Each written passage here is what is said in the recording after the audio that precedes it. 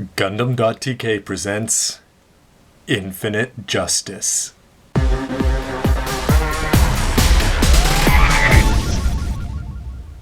Hey again everybody, Robert184, 2Rs2Bs, Gundam.tk. Thanks for watching my review here of the Master Grade Infinite Justice. You've seen the parts, you've seen the mobile suit, and some of its many poses it can go in. But now it's time to decide yay or nay. So to kick things off with some of the negatives, and I'm going to start with the thing that parts fall off, and down in some cases. And I'm talking here specifically about these cannons up here on the top of the backpack. You can barely see them as they spin around. But anyway, those are always going to fall down, and that is a huge annoyance because they really should be up there blasting forward as he lunges forward, and the fact that they're laying across the shoulders because they're not going to stay up is quite a bit of a disappointment. Here I have the double beam saber in hand though, so the fact that it's not in here is sort of a good thing because then they're not going to be falling off the way they always do. They could have put like a manipulator type of peg inside there. They do have a very, very small peg, but it's obviously not enough. And I had a few other things along the way where you'll notice that sometimes the legs are not in as far as they can be, and sometimes you'll notice even that the thighs separate from the hip joints, etc. And I even had my waist section collapse on me. So it's not so much the fault of the model, it's just something to be careful of when you're putting this together. Make sure everything from the shoulders to the waist to the hips is firmly attached. Now, another big disappointment I have, if we sort of zoom up here, is the blue head antenna. And does it stand out at all? No, it doesn't. And for me, that's quite disappointing because Infinite Justice, well, going back to Justice, has always been about the fact that it's got the Char antenna and it's cool and blue. And for me, that was a big positive. But in this case, it doesn't stand out at all. And that could have been, I mentioned earlier, that could have been fixed with a light piping mechanism. They could have given you a variable part, so, or two different white parts. One if you want to paint it blue yourself, or one if you want to put the sticker on. Once I put the stickers on, it's going to pick up, but it's sort of disappointing that that's not going to come across as natural blue. Another thing is weight issues. You saw before that when I tried to put the arm up the way it is now, that sometimes it would fall down. Again, if you twist here, I've got the shoulder twisted along with it, so I'm having a lot less weight issues, but you shouldn't really have to go fiddling around with that. I know with Destiny, especially the special edition that it's got, when you put on the effect parts to like throw the boomerangs, that adds a lot of weight because that's a big chunk of plastic in between.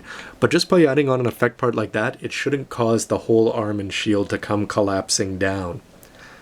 Speaking of Shin and Destiny, it's pose versus Shin. They show it on the box and it doesn't come across as being as cool as it could be, which is a little bit disappointing. Destiny does a better job, I feel, of capturing that scene, that one frozen scene from the anime, better than Infinite Justice is. But of course, I'm nitpicking now. Another thing is, this is a tiny nitpick point here, but I've noticed that a few people, there's a special edition of Strike Freedom, there's a special edition of Destiny, but there is no special edition of Infinite Justice. Now at 5,000 it's already pretty pricey, but there are people that would like to have seen a shiny inner frame. And I'm not going to say that I'm one of them, but I completely understand how they would want the set of 3. I guess Bandai has decided that Infinite Justice, well, is popular, may not be popular enough to warrant a whole 6,000 or 7,000 yen extra edition just for shiny inner parts. Because for me, actually, this silver does, it's a different color silver for the trim that you can see as it comes around on the bottom of the legs from the gray of the inner frame. But for me, it's got just enough luster on the backpack, etc. Well, the shoulders are in the way there.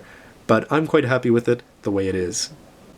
That's the end of Mr. Negative, though, because there are a lot of positives, and it's safe to say that they outweigh the negatives for me here. Let's start with the colors, of course. I'm a lead Gundam kind of guy, so when you've got this thing in pink and purple and black and yellow, etc., it looks a little bit strange, but that's not a bad thing. In fact, I think it looks fantastic.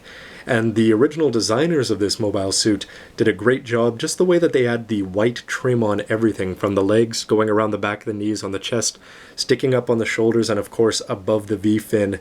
Little things like that, and on the side skirts. I think that just looks perfect. The gray on the face, the fact that they gave you a special gray part to go under the white, and that you don't have to bother with painting, things like that.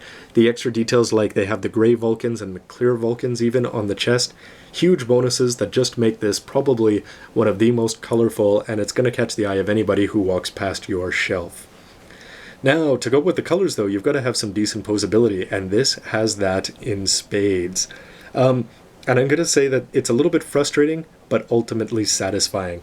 And I remember a long time ago when I first built my first Strike Freedom Master Grade, I had the same problems with it, and these are not very these kits are very, very similar.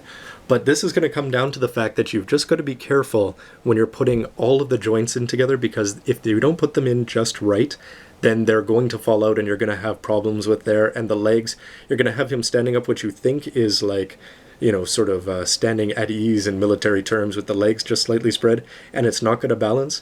But sometimes you've got to take a look at the inner joints and make sure everything is smooth. But because of how stiff the joints are, you are able to put them in this kind of aerial pose with the legs kicking off, and they are going to stay. And when you combine that with the fact that they give you the swing mechanism here on the hip joints, combine 180s with the legs and the arms and full splits, etc., overall, posability is fantastic, and something that surprisingly this huge backpack doesn't interfere with as much as you'd think, especially when you put them up aerial, of course. The next positive for me is the weapons. The rifle is great. You can also plug it into the back here if you wanted to attach it on there. But little things like the grapple stinger, it's just fun. This wire holds up, the weight stays forward, but there are just so many different weapons and posing possibilities that I haven't got around to all of them yet. And most of that, well, besides the rifle and the double beam saber, is thanks to the Swiss Army shield, as I'm going to call it. Because you've got this effect part that shoots out here, you can take off this pink part, use it as a boomerang, you can send out the grapple stinger, and you can put on the blue shield if you like some sparkle. Basically, it's a million weapons in one, and all of them look pretty cool, outside of that small note of weight issues that you have to be a little bit careful of. And to go along with the fact that you've got a cool weapon is the fact, as you can see at the bottom of the legs, that they give you effect parts. So you've got them on the backpack, which look great there, and then you've got two different legs here for the legs. So you can have them with the ankle curled up or the ankle down. Either way, you're going to be able to attach that on there, and especially if you bend it and give it that curve with the 40-degree water as mentioned, you're going to be able to pull off some very cool kicks. And for me, the effect parts just make this Gundam, which is already awesome, 10 times more awesome. Now, to go along with that awesomeness, this Gundam, I think without the backpack, would look a little bit strange. It's a little bit too wide, the shoulders go out, the V-fins are cartoony, oversized. But when you put them against the backdrop of the backpack, either down and folded up or extended the way it is here, everything works. And the backpack, the colors are great. From the fact that it's not pink, that it's sort of got that maroony, red, purple, sorry, I'm bad at colors here, yellow, and then the white trim with the slightly shiny silver along with the black on the wings, etc. For me, the backpack by itself is great. But not to mention just the colors, it's how many moving parts and details that it has built into it.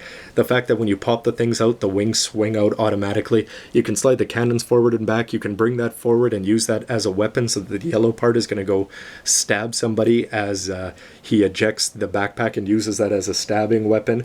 And it also doesn't impact on the balance in a negative way. You're able to have him standing up with the wings out and the whole thing jutting backwards, which is very surprising to me. Put him up on an aerial base, and all of those weight issues disappear. So very solid, thanks to, or despite, the backpack. So final verdict, well, you can guess probably from the number of pros and the very few cons that this, for me, it certainly captures the power of the anime. It's got all the colors, it looks just right, it's got all the weapons, all the gimmicks, anything you can ask for. If you want to create something from the anime, you will be able to do that. So for me, that's the most important criteria for a model, and this passes with flying colors. Now, a few other things I wonder. Speculation about a master grade Justice. I don't think we'll get one personally. A Savior, I don't know if it was a popular enough suit, but it was certainly a well-designed one, might be a little bit more interesting. But then again, if they built the Infinite Justice, the Justice didn't show up on the survey, which was disappointed, and neither did Providence, but Legend did, so who knows. Would be nice, though, to have all four of the main suits, good guys or bad guys, however you want to call them, from the second half of Seed Destiny. But overall, I think if you buy this kit, you will be quite happy with it. So that's me. What do you think? As always, let me know with a comment down below what you think of the review, the verdict, and the kit itself. Have you bought this? Are you happy with it? Foz loved this kit, and he built it here, then he took it home, and it was pretty cool to see that, and it always made me want to go break my lead Gundam monopoly here, and I'm quite happy that I did with this one, and I think you would be too. Anyway, everybody, Robert184, as always, thanks for watching, and stay tuned for lots more. Maybe I'll even be branching out more. Take care, everybody. See you next time. You could argue that this guy matches that mask quite well.